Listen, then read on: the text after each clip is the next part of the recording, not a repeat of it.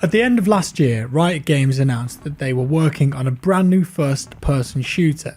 This came as a bit of a shock to some people, as Riot is most well known for their MOBA, League of Legends. Nevertheless, there was and still is a lot of intrigue around it because League of Legends is one of the biggest games in the world, and if the developers of that are stepping into the first person shooter ring, then it's worth standing up and taking notice. Back then the game was only known as Project A, but now we have a full name, Valorant.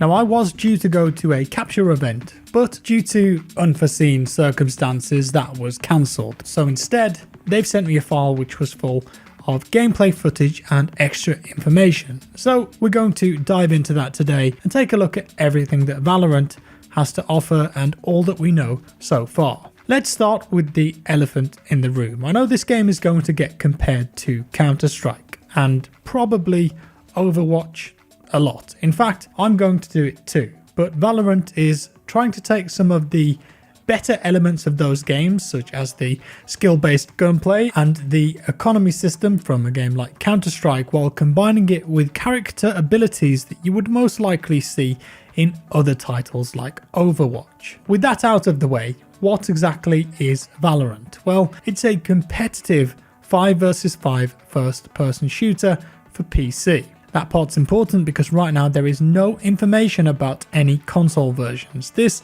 is a PC game. The game is a round-based shooter with a Counter-Strike search and destroy style game mode. The winning team will have to get the best of 24 rounds. MR12 for the old Counter-Strike players out there. Now I mentioned before that this is a character-based shooter and I'll talk a little more about that shortly, but when you do pick your character before a game, you need to remember that you're then locked into that choice for the duration. You can't change every round, so picking a good team dynamic is going to be really important. In terms of the setting, Valorant is set on a near future Earth. All of the characters that you choose have backstories and history relating to known world locations and countries. Think Rainbow Six Siege, where they've got the operators from certain nations with a very noticeable theme and backstory. And when it comes to abilities, each character has 4 available to them, and each one is going to play differently in certain situations with different strengths and weaknesses. Out of those 4 abilities, you will get one for free every round. That one is your signature ability. And then you also have your ultimate ability, which must be earned through kills. Of course, how long it takes you to earn this ability really depends on how the game is going. Then the other 2 abilities are tied to the game's economy system, and you have to buy them in the pre-round buy phase with your earned income. Think utility in Counter-Strike. In CSGO, for example, most teams are buying stuff like flashbangs, HE grenades, smoke grenades, and Molotov. Well, if you consider the abilities more as utility for the round like they are in Counter-Strike, it starts to make a bit more sense. We've not seen all of the characters in the game just yet, but we have seen a few clips that get us an idea of who we're going to have at our disposal. Phoenix, for example, can throw fireballs and rise back from the flames with full health. Jet is about using wind and fog to evade her enemies, and Viper utilizes toxic clouds and deadly acids. Sage, on the other hand, is able to heal and protect her allies. These are just a few of the characters that the game will have available. If you start to think of some of the abilities as grenades, like I said earlier, it might be a bit easier for someone who hasn't played the game yet to grasp. Imagine Phoenix using his fireball as an area of effect to remove an enemy that you think is hiding on the back of a bomb site or objective. Then perhaps Jet can utilize one of her fogs to help you attack or defend as a team, like a smoke grenade, either pushing onto an objective to reclaim it or attack. As I mentioned earlier though, once you've picked your character, you're stuck with them for the entire match, so you need to have one that's going to suit your playstyle. It seems as though some are more attack minded, while others are definitely aimed at more of a support role. Honestly, I think this lines up with how most CSGO teams play anyway, even professional teams. Even though all of the players on a pro team play to a really high standard, you are always going to have certain players who are the fraggers and attack minded, and you will put them in positions to try and get kills, so you're going to want them to have the more attack minded characters. And then your support players, who perhaps sit back a bit more and watch angles, can offer up more of a healing or tactical role. Now, I mentioned earlier that Valorant uses an economy system, something that CS players will be quite familiar with. Winning rounds and getting kills is going to help you earn money that you can use on weapons, abilities, and replenishing your shields. And from what I found out, your team will gain $3,000 for a round win and between $1,900 to $2,900 for a round loss. So just like in CSGO, it seems as though a losing team will gain more money for each round that they lose in a row. It's a way to help the team who are losing multiple rounds consecutively buy full gear quicker to try and get back into the game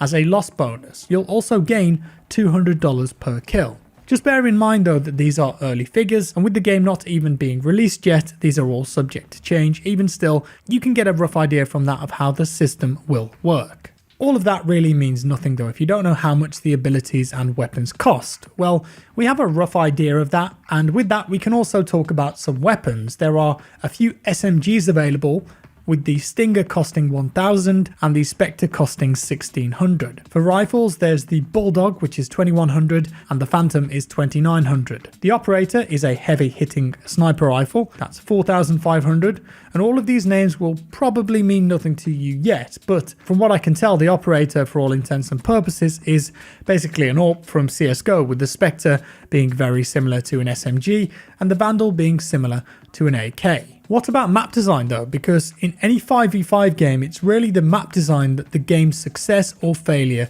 depends on.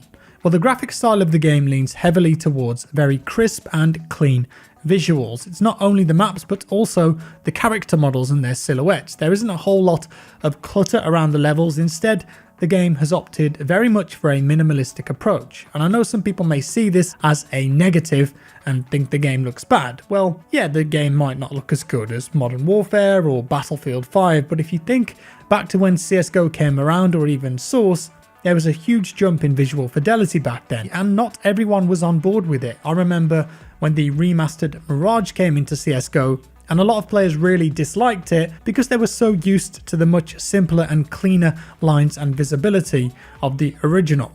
So what I'm saying is that for a competitive game like this, I personally like that the maps are a bit more stripped back. But in reality, I think only a hands-on approach will tell us how they play. From a design perspective though, I think they seem very similar to Counter-Strike Global Offensive maps with distinct lanes and channels. The gameplay that we've seen so far also had 3 bomb sites on one map, A, B and C, which is definitely a little different, but I'm not sure if all maps will have that same design. One of the things that Riot have been really keen to showcase with this game though is an unprecedented approach to server quality and anti-cheat, arguably the two biggest cruxes of not only Counter-Strike Global Offensive but most online first-person shooters on PC. If you play CSGO online, you will no doubt be familiar with the phrase 64 tick or 128 tick, and playing on the latter is a huge difference compared to the 64 tick rate of matchmaking servers. Well, Riot have said that they want to ensure that that isn't an issue with their upcoming game, and hit reg is always spot on, and because of that, all servers will be dedicated 128 tick rate servers. FPS players rejoice everywhere. Interestingly, they've also said that Valorant upscales all player movements to 128 FPS, so that means even if your opponent is lagging due to, say, a poor internet connection, then the servers will upscale their movement to 128 FPS to make sure everything is smooth.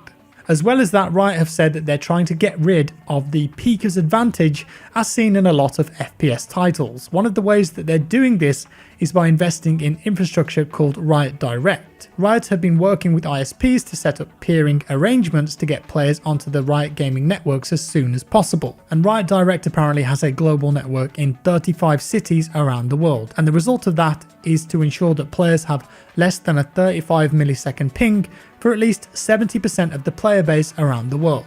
It all sounds impressive, but of course the proof is in the pudding, as they say, and we'll see if it's really that good. Probably the bigger issue though is anti-cheat, and they're tackling that head on too. The game will have a proprietary anti-cheat detection on day one. I won't go into too much detail on how they're combating this, but their servers have very impressive systems in place, making it, as they say, impossible for players to use systems such as speed hacks and teleportation hacks, and player reporting is done on such a smart way on engine level that it will render wall hacks useless because of this fog that they're supposedly using in the rendering engine. And all of that isn't even taking into consideration the actual anti-cheat detection. As we know, somehow people will always find a way around every system, but I'm impressed with what Riot have shown us and put forward so far to combat cheating, and I really hope that it works. Wrapping things up, one thing that I haven't mentioned yet is that this game will be free to play. And all in all, I think I'm really intrigued by Valorant. It definitely has a core DNA that is heavily inspired by Counter-Strike. If you just watch the gameplay, the gunplay, the movement, the weapons, the money system, the rounds, even down to the economy and footsteps, you can see that Counter-Strike is definitely a massive inspiration for this game, and I'd hazard a guess that a large volume of the developer team play it quite regularly and have played it a while. You even run faster with your knife out. There are a few small concerns that I have though based on just watching the footage. Like I said, I haven't played this yet, but I've noticed that characters do have a lot of voice lines, especially when they get kills. I'm just not a big fan of that. I don't think you need that in a competitive game like this, so I hope you can turn that off. And I especially hope that enemies nearby you can't hear those callouts. But it's due out in the summer, and I think we'll get the beta very soon. Valorant is definitely going to be one to look out for. With that said, let me know your thoughts on the game down in the comments below. What do you guys think so far? If you enjoyed the video, leave a like. If you didn't, a dislike. Subscribe for more, and I'll see you in the next one.